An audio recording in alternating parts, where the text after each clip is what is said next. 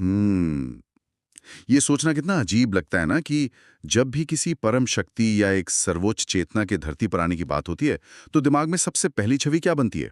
हाँ, मतलब शायद कोई बहुत ही प्रतापी राजा हो। बिल्कुल। कोई अजय योद्धा या फिर आसमान से उतरती हुई कोई बहुत बड़ी चमत्कारी सत्ता जो जो पल भर में सब कुछ ठीक कर दे। एकदम सही कहा। हम हमेशा किसी शक्तिशाली चीज की ही कल्पना करते हैं। है ना? लेकिन जब हम अपने प्राचीन स्रोतों की तरफ देखते हैं तो एक बहुत ही अलग और चौंकाने वाली तस्वीर सामने आती है। वो परम चेतना जिसे हम संपूर्ण ब्रह्मांड का आधार मानते हैं, वो अपनी यात्रा एक बिल्कुल ही नाजुक, असहाय और छोटे से शिशु के रूप में शुरू कर रही है। और यही बात सबसे ज्यादा सोचने पर मजबूर करती है। बिल्कुल। और आज के इस गहन विश्लेषण में हमारा उद्देश्य सिर्फ कुछ पुरानी और चमत्कारी कथाओं को एक बार फिर से दोहराना नहीं है। आज का हमारा मिशन थोड़ा अलग है। तो आज हम क्या डिकोड करने वाले हैं? आज हम श्री कृष्ण की इन बाल लीलाओं को एक नए चश्मे से देखने वाले हैं। इन्हें केवल पौराणिक कथाओं की तरह नहीं, बल्कि हमारे अपने अवचेतन मन, हमारी गहराइयों में छिपे मनोविज्ञान और एक इंसान के भीतर होने वाली आध्यात्मिक जागृति के एक बहुत ही सटीक वैज्ञानिक नक्शे के रूप में डिकोड करना है। ये तो बहुत ही दिलचस्प नजरिया है। एक पूरा मनोवैज्ञानिक ब्लूप्रिंट। हाँ, और आज की चर्चा जिन महत्वपूर्ण ग्रंथों पर आधारित हैं, उनमें भगवत गीता का गहरा दर्शन शामिल है। भागवत पुराण के 10वें स्कंद की वे कथाएं हैं जिनमें इन बाल लीलाओं का विस्तार से वर्णन है। और साथ ही ब्रह्म संहिता के कुछ बेहद गूढ़ विचार भी हैं। एकदम सही।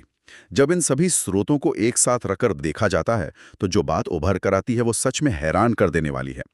देखिए, ये कहानियां किसी और दुनिया की नहीं है, बल्कि हमारे ही दिमाग के भीतर चल रही कश्मकश और अपनी पहचान खोजने की पूरी प्रक्रिया का एक स्पष्ट नक्शा है। मतलब ये हम सभी के आंतरिक संघर्षों की कहानी है। उन सभी के लिए एक आईना हो सकती है जो बचपन की उन गहरी मान्यताओं, अनजाने डरों और मानसिक बंधनों को समझना चाहते हैं जो आज भी जीवन को कहीं ना कहीं नियंत्रित कर रहे हैं।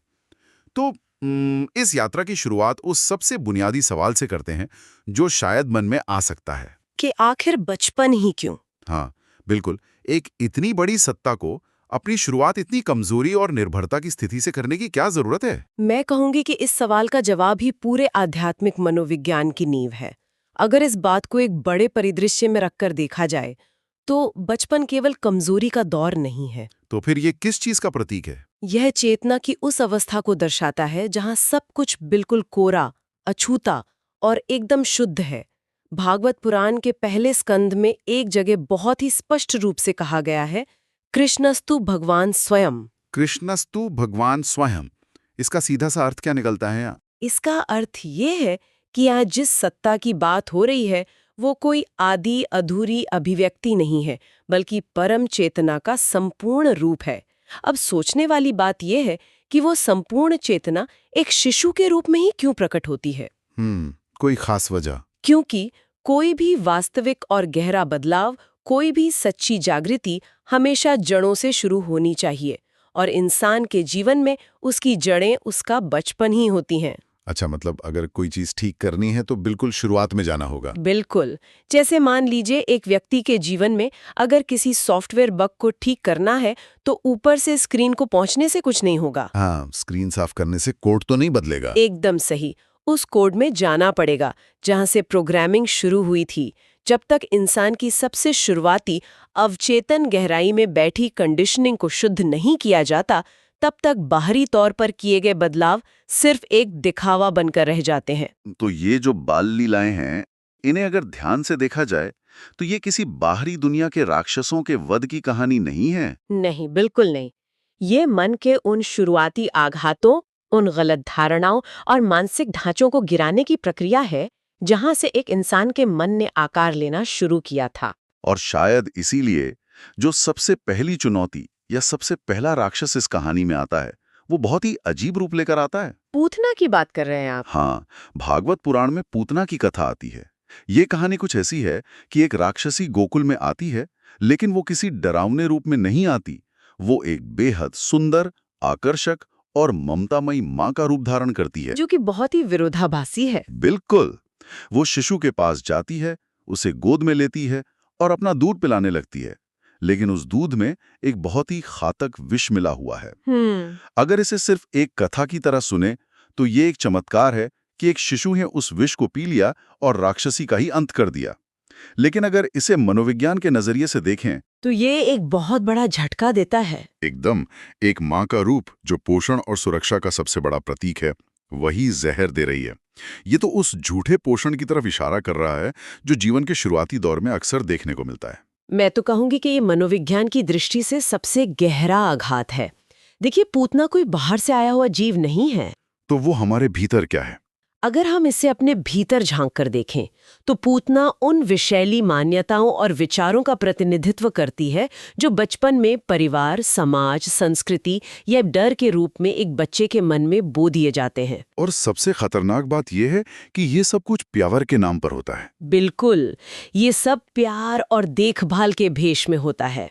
जैसे किसी बच्चे को ये सिखाना कि अगर तुम सबसे अच्छे नहीं बने तो तुम्हें कोई प्यार नहीं करेगा, या फिर ये कहना कि अपनी भावनाएं किसी को मत दिखाना, ये कमजोरी है। हाँ, बिल्कुल। देखने में ये सलाह लग सकती है, ऐसा लग सकता है कि बड़े अपने बच्चों को दुनिया के लिए तैयार कर रहे हैं, यानी उन्हें पोषण दे रहे हैं। लेकिन असल में ये असुरक्षा और डर का वो धीमा जहर है जो बच्चे की स्वाभाविक चेतना को मार देता है। मतलब प्यार के भेष में छुपा हुआ जहर, इसे पहचानना तो सबसे मुश्किल काम है। हाँ, मुश्किल है, लेकिन इस कथा में एक बहुत ही महत्वपूर्ण मोड़ है। शिशु उस जहरीले दूध को पीने से मना नहीं करता, वो उस स्थिति से भागता नहीं है। वो उसे पूरी तरह से ग्रहण करता है। हाँ, और अंततः उस झूठे पोषण देने वाली सत्ता को ही नष्ट कर देता है। तो इसका मतलब यह है कि अगर जीवन के शुरुआती दौर में हमें कुछ गलत धारणाएं या कोई भावनात्मक आघात मिल भी गया है तो उनसे लड़कर या उन्हें दबाकर भागने से काम नहीं चलेगा। बिल्कुल नहीं।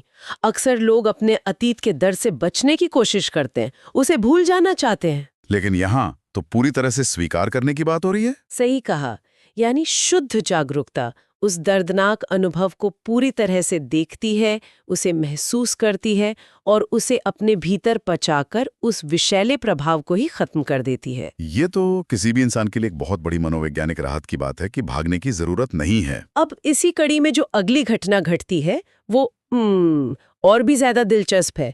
शकट भंजन की कथा। ये भी भागवत पुराण के 10वें स्कंद से ही है। हाँ, एक छोटा सा बच्चा पालने में लेटा है। उसके ठीक बगल में एक बहुत बड़ी और भारी गाड़ी खड़ी है जिस पर दूध, दही और मक्खन से भरे कई भारी भरकम बर्तन रखे हुए हैं। बच्चा किसी बात पर रोता है, हाथ पैर मारता है और उसका एक छोटा सा पैर उस विशाल गाड़ी को लगता है और फिर वो पूरी गाड़ी टूट जाती है। बिल्कुल, अचानक वो पूरी की पूरी गाड़ी अपने सारे भारी बर्तनों के साथ टूटकर चकनाचूर हो जाती है। अब बाहर से देखने पर तो ये किसी आम बच्चे का एक भारी टेंट्रम या गुस्से का दौरा लग सकता है जहां उसने चीजें तोड़ दी, है ना? ऐसे ही लगता है। लेकिन एक छोटे से पैर की ठोकर से इतनी बड़ी गाड़ी का टूटना, इसके पीछे का असली विज्ञान क्या है? इस दृश्य को अगर हम अपने जीवन के मानसिक बोझ से जोड़ें तो ये पूरी तस्वीर साफ हो जाती है।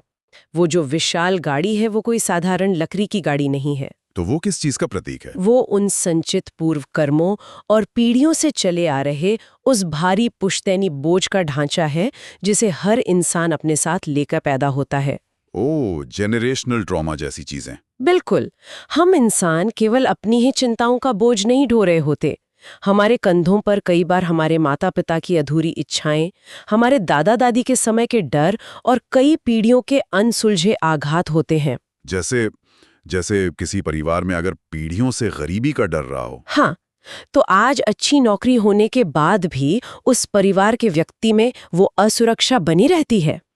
वो गाड़ी उसी ऐतिहासिक और पुश्तैनी ढांचे का रूप है। और उस गाड़ी पर जो ढेरों भारी बर्तन रखे हैं, वे हमारे भीतर जमा हुए पुराने संस्कार या कह लें कि मानसिक छाप है।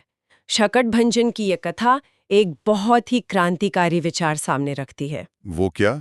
अक्सर ये माना जाता है कि अपने इस भारी भरकम पुश्तैनी बोझ से आज़ाद होने के लिए इंसान को बहुत बड़े बौद्धिक विश्लेषण की ज़रूरत है या फिर दशकों तक खुद से लड़ना पड़ेगा। मतलब कोई बहुत भारी दिमागी कसरत करनी होगी। हाँ, लेकिन वो जो छोटी सी लात है वो उस सहज, शुद्ध और बिना किसी प्रयास वाली चेतना का कार्य है जब किसी व्यक्ति के भीतर सच्ची जागरूकता पैदा होती है तो उसे अपने अतीत के ढांचों से कोई लंबी लड़ाई नहीं लड़नी पड़ती। यानी जागरूकता की एक छोटी सी उपस्थिति मात्र उन पीढ़ियों के मानसिक पैटर्न को एक ही झटके में गिराने के लिए काफी होती है। एकदम सही। ये सोचना ही कितना सुकून देता है कि उन पुराने भारी ढांचों को तोड़ने के लिए सदियों का समय या बहुत अधिक दिमागी कसरत नहीं चाहिए।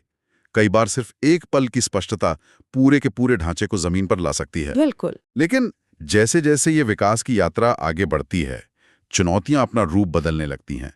बच्चा अब थोड़ा बड़ा हो रहा है, वो बाहर की दुनिया को महसूस कर रहा है, और तभी एक नया संकट आता है, तृणावर्त, जो एक बहुत ही अलग तरह का राक्षस है। हाँ, ये एक ऐसा राक्षस है जो बवंडर या चक्रवात का रूप लेके आता है।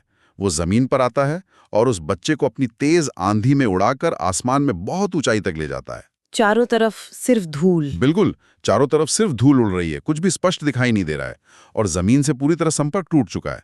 अगर आज के समय में देखें तो ये स्थिति हम सभी की रोजमर्रा की जिंदगी से कितनी मेल खाती है। बहुत ज्यादा। हर तरफ विचारों का एक बवंडर है, सूचनाओं की आंधी है। मैं कहूंगी कि ये आज के युग की सबसे सटीक मनोवैज्ञानिक व्याख्या है। तृणावर्त केवल हवा का एक तूफान नहीं है। अगर इसे मन के धरातल पर देखें तो ये बौद्धिक अहंकार और मन के भीतर उठने वाली उस भयानक उथल-पुथल को दर्शाता है जो इंसान को वास्तविकता से काट देती है। बौद्धिक अहंकार मतलब सिर्फ ख्याली पुलाव पकाना। हाँ, जब इंसान बहुत अधिक ज्ञान बटोर लेता है लेकिन उस ज्ञान का कोई वास्तविक अनुभव नहीं होता तो दिमाग में विचारों का एक बवंडर उठने लगता है। वो जो आसमान में उड़ने का दृश्य है वो उस अमूर्त सोच या ख्याली दुनिया में जीने की स्थिति है। जैसे कई बार देखने में आता है कि कोई व्यक्ति बहुत सी किताबें पढ़ लेता है, बड़े बड़े दर्शन की बातें करता है, लेकिन अपने आसपास के लोगों से सीधे मुंह बात तक नहीं कर पाता। बिल्कुल, वह जमीन से कट चुका है, वो विचारों की आंधी में उड़ रहा है। लेकिन इस कथा का जो समाधान है वो सबसे ज्यादा ध्यान देने लायक है। उस बवंडर को शांत करने के लिए कोई दूसरा तूफान नहीं आता। हाँ, वो शिशु अचानक अपने शरीर को बहुत भारी कर लेता है। वो इतना भारी हो जाता है कि उस बवंडर का दम घुटने लगता है और वो जमीन पर गिरकर नष्ट हो जाता है। क्योंकि विचारों की आंधी का इलाज और अधिक विचार नहीं हो सकता। इसका एकमात्र इलाज है स्थिरता। स्थिरता। वो भारीपन असल में एक स्थिर जमीन से जुड़ी हुई चेतना को दर्शाता है। जब मन पूरी तरह से वर्तमान क्षण में स्थिर हो जाता है, जब इंसान अपने शरीर और अपनी जमीन से जुड़ जाता है, तो अहंकार का कोई भी बवंडर उसे उड़ा नहीं सकता। वह तूफान खुद अपने ही बोझ से गिरकर शांत हो जाता है। बिल्कुल। मतलब ओवरथिंकिंग का इलाज थिंकिंग से नहीं, बल्कि जमीन पर वापस लौटने से, अपनी जड़ों से जुड़ने से ही हो सकता है। कितनी सरल लेकिन कितनी गहरी बात है। ये एक बहुत ही व्यावहारिक समाधान है। और अब इस मनोवैज्ञानिक विकास यात्रा में हम उस पड़ाव पर पहुंचते हैं जो शायद इस पूरे विमर्श का सबसे खूबसूरत हिस्सा है, माखन चोरी। ये तो हर किसी की पसंदीदा कथा है। बिल्कुल, एक ऐसी छवि जो हर किसी के जहन में बसी है। कुछ बच्चे मिलके एक दूसरे के कंधों पर चढ़ रहे हैं, ऊंचाई पर छत से लटकी हुई एक मटकी तक पहुंचने की कोशिश कर रहे हैं, उसे तोड़ते हैं और उसमें से मक्खन निकालकर खा जाते हैं। वो घर का सबसे अच्छा मक्खन चुरा रहे हैं। लेकिन जो स्रोत हमारे सामने हैं वे इस दूध, दही और मक्खन के पीछे एक पूरी आध्यात्मिक और भावनात्मक कीमिया यानी एल्केमी को खोल कर रख देते हैं। ये केवल कुछ खाने की चीजों का जिक्र नहीं है। बिल्कुल नहीं। इस पूरी प्रक्रिया को अगर ध्यान से देखा जाए तो यह इंसान की भावनात्मक और आध्यात्मिक परिपक्वता का सबसे सटीक उदाहरण है। मक्खन सीधे तौर पर प्रकृति में नहीं मिलता, उसे बनाना पड़ता है। हाँ, उसकी एक पूरी प्रक्रिया है। सबसे पहले कच्चा दूध होता है जो बहुत जल्दी खराब हो सकता है। यह कच्चा दूध इंसान की उन कच्ची भावनाओं को दर्शाता है, जैसे गुस्सा, दुख, मोह। सही कहा, जो बहुत ही अस्थिर और उथल-पुथल से भरी होती हैं। फिर उस दूध को जमाकर दही बनाया जाता है और उसके बाद शुरू होती है सबसे कठिन प्रक्रिया, मंथन। उसे मथा जाता है। जीवन में जब भी संघर्ष आते हैं, जब कोई व्यक्ति अपनी कमजोरियों से लड़ता है या कोई गहरा आध्यात्मिक अभ्यास करता है, तो वो असल में अपने भीतर की उन भावनाओं को मथ रहा होता है। उस घर्षण और मंथन के बाद जो सबसे शुद्ध और सार रूपी तत्व निकल कर आता है, वही मक्खन है। और ये मक्खन किस चीज का प्रतीक है? ये मक्खन इंसान के भीतर पैदा होने वाले उस निस्वार्थ और शुद्ध प्रेम का रूप है जिसमें कोई मिलावट नहीं है। और वो मटकी क्या है जिसमें वो रखा है? मटकी है इंसान का अहंकार या उसका कठोर ईगो। अक्सर हम अपने उस सबसे कोमल और शुद्ध प्रेम को अहंकार के उस सख्त बर्तन में बंद करके सबसे ऊंची जगह पर छिपा देते हैं ताकि कोई और वहां तक न पहुंच सके। वाह। और परम चेतना क्या करती है? वो उस अहंकार की मटकी को तोड़ देती है, क्योंकि उस दिव्य सत्ता को सिर्फ उसी हृदय से मतलब है जो पूरी तरह से मतकर शुद्ध हो चुका हो। वो अहंकार के उस कठोर आवरण को बर्दाश्त नहीं करती, उसे तोड़कर ही उस शुद्ध प्रेम को ग्रहण करती है। ये नजरिया तो इस पूरी कहानी को ही पलट कर रख देता है। जैसे हम अक्सर अपनी सबसे अच्छी चीजों को, अपनी कमजोरियों और अपनी सच्ची भावनाओं को दुनिया से छिपाकर सबसे ऊपर वाली शेल्फ पर रख देते हैं, ताकि कोई हमें चोट ना पहुंचा सके। बिल्कुल। लेकिन वो चेतना उस शेल्फ तक पहुंचकर उस दिखावटी सुरक्षा को तोड़ ही देती है। ब्रह्म संहिता में एक बहुत ही सुंदर विचार आता है, गोविंद आदि पुरुषम तमहम भजामि। ये श्लोक बहुत ही शक्तिशाली है। हाँ, ये उस परम सत्ता की बात करता है जो पूरे ब्रह्मांड का मूल है। और वो सत्ता किसी भारी भरकम यज्ञ या केवल किताबी ज्ञान से आकर्षित नहीं होती। वो सिर्फ उसी हृदय की ओर खींची चली आती है जिसने जीवन की तपिश और संघर्षों के मंथन से अपने भीतर वो शुद्ध मक्खन तैयार कर लिया हो। सही बात है। जब तक इंसान की भावनाएं कच्चे दूध की तरह अनियंत्रित और बेतरतीब हैं, तब तक वे उस परम अवस्था के साथ नहीं जुड़ सकती। और यही बात इन सभी कहानियों को एक धागे में पिरोती है। अगर इस पूरी चर्चा के टुकड़ों को एक साथ रखकर देखा जाए तो ये मन के क्रमिक विकास और मनोवैज्ञानिक एकीकरण की एक बहुत ही स्पष्ट तस्वीर पेश करता है।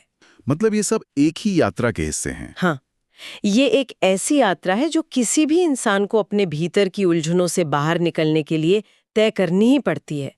सबसे पहला चरण है पूतना, यानी अपनी उन शुरुआती विषैली मान्यताओं और झूठे आवरणों की पहचान करना जो हमें समाज या परिवार से बिना मांगे मिल गए हैं। और दूसरा चरण शकट भंजन। बिल्कुल, पीढ़ियों से चले आ रहे उस भारी मानसिक और कर्मों के बोझ से खुद को आजाद करना जो हमारी प्रगति को रोक रहा है। तीसरा चरण है तृणावर्त, अपने विकसित होते हुए बौद्धिक अहंकार और मन के भीतर उठने वाले उन खोखले तूफानों को जमीनी स्थिरता से शांत करना जो हमें वास्तविकता से दूर ले जाते हैं। और अंत में चौथा चरण है माखन चोरी। हाँ, इन सभी बाधाओं, डरों और बोझ को पार करने के बाद अपने भीतर उस शुद्ध प्रेम और भक्ति को पैदा करना और अपने अहंकार के आवरण को टूटने देना। ये सारी प्रक्रिया किसी पहाड़ की चोटी पर या किसी बाहरी दुनिया में नहीं, बल्कि हर इंसान के अपने ही अवचेतन मन की गहराइयों में घटित हो रही है। भगवद गीता के 6 अध्याय का एक बहुत ही महत्वपूर्ण श्लोक यहाँ याद आता है, उद्धरेदात्मनात्मनम। अपना उद्धार स्वयं करें। बिल्कुल, अपनी ही चेतना के द्वारा स्वयं को ऊपर उठाएं। ये बात याद दिलाती है कि हमारी मानसिक और आध्यात्मिक जागृति की ये जो पूरी जिम्मेदारी है वो किसी बाहरी चमत्कार पर निर्भर नहीं है, वो खुद हमारी ही है। ये बहुत ही सशक्त विचार है। और आज की इस विस्तृत चर्चा का सार भी यही है कि जीवन में सही मायनों में परिपक्व होने के लिए, शांत होने के लिए, सबसे पहले हमें अपने अंदर के उस बच्चे को, उस इनर चाइल्ड को हील करना होगा।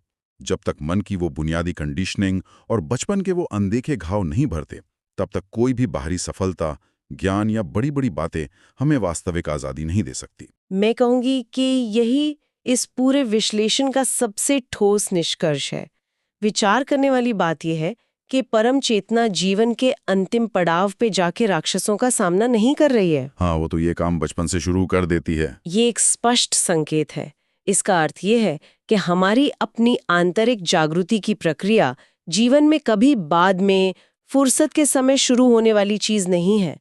इससे हमारी स्मृतियों की सबसे गहरी परतों से, हमारे अवचेतन मन की एकदम शुरुआत से शुरू होना होगा। जड़ों की ओर वापस लौटना होगा। बिल्कुल, हमें वापस अपनी जड़ों की ओर मुड़ना होगा और उन डरों, उन पुरानी मान्यताओं और अहंकार के उन रूपों का सामना करना होगा जिन्हें हमने अनजाने में अपने भीतर एक सुरक्षित घर दे रखा है। बिना इसके असली शांति नहीं मिल सकती। एकदम सही। बिना इस बुनियादी और जमीनी सफाई के, बिना उस मंथन के, चेतना का वो मक्खन कभी तैयार नहीं हो सकता जो इंसान को सच्ची मुक्ति और शांति का अनुभव करा सके। आज की इस पूरी चर्चा ने सच में मन के कई बंद दरवाजों को खोल दिया है। हमने देखा कि कैसे ये बाल लीलाएं महज कुछ चमत्कारिक घटनाएं नहीं हैं, बल्कि हर इंसान के अवचेतन मन के विकास का एक बहुत ही वैज्ञानिक दर्पण है। पूतना, शकट, तृणावर्त और अंत में माखन, ये सभी हमारी ही आंतरिक यात्रा के अलग-अलग अध्याय हैं। एक बहुत ही खूबसूरत और गहरी यात्रा। लेकिन इस चर्चा को समाप्त करने से पहले एक बहुत ही गहरा विचार छोड़कर जाना जरूरी है। एक ऐसा सवाल जो शायद लंबे समय तक दिमाग में गूंजता रहे और खुद से पूछने पर मजबूर करे। वो क्या है? अगर बालपन की ये सारी लीलाएं हमारे अवचेतन मन की शुरुआती कंडीशनिंग, हमारे पुश्तैनी बोझ और बौद्धिक अहंकार के तूफानों को दर्शाती हैं, तो ये सोचना बेहद दिलचस्प होगा कि जब चेतना वयस्क होती है, जब वो पूरी तरह से बड़ी हो जाती है, तो जिस सबसे बड़े और परम अत्याचारी राजा कंस का सामना करना पड़ता है, वो आखिर किस बात का प्रतीक है? ये तो सच में सोचने वाली बात है। अगर पूतना हमारी शुरुआती गलत धारणाएं हैं जो प्यार के भेष में आईं, तो कंस शायद हमारे भीतर बहुत गहरे बैठ चुके उस पूर्ण भय, उस भयानक आघात और उस आंतरिक तानाशाही का प्रतिनिधित्व करता है जो हमारी चेतना को पूरी तरह से बंदी बना लेना चाहता है। कंस कोई बाहर का शत्रु नहीं, बल्कि हमारे ही भीतर बैठा वह परम तानाशाह है जो किसी भी नई संभावना के जन्म लेने से ही खौफ खाता है। वो नहीं चाहता कि मन के भीतर कुछ भी नया और शुद्ध पैदा हो। तो अगली बार जब भी भीतर कोई बहुत ही गहरा अज्ञात भय महसूस हो या लगे कि कोई चीज हमें पूरी तरह से दबा रही है और आगे बढ़ने से रोक रही है, तो ये विचार करना होगा कि क्या ये भीतर बैठा हुआ कोई कंस तो नहीं है जो हमारी ही चेतना को उभरने और अपना पूर्ण आकार लेने से रोक रहा है। यह एक ऐसा सवाल है जिस पर गहराई से चिंतन किया जाना चाहिए।